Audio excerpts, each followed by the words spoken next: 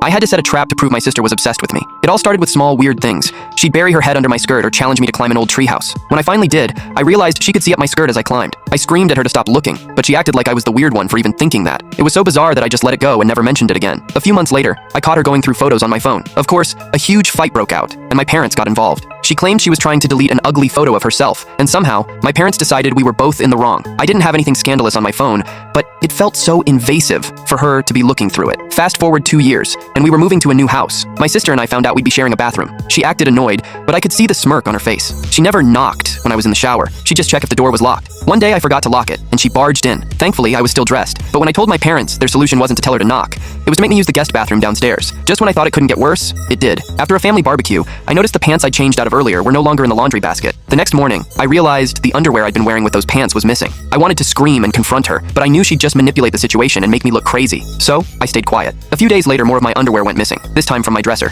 Again, I didn't say a word. Instead, I started planning. I needed proof to show my parents, so I decided to set a trap. The perfect opportunity came when my parents went out of town for a wedding. I pretended to use the bathroom, wearing only the bottom of my bikini, and waited for her to barge in like she always did. Sure enough, she did, but her reaction wasn't what I expected. She froze, staring at me like a wolf eyeing its prey. Defensive, but also scared. This time, I didn't scream or move away. I just looked her in the eyes, smiled, and asked, "Do you like what you see?" She was startled, but finally admitted, "Of course. I've always hoped for this." At that moment, I knew my plan had worked.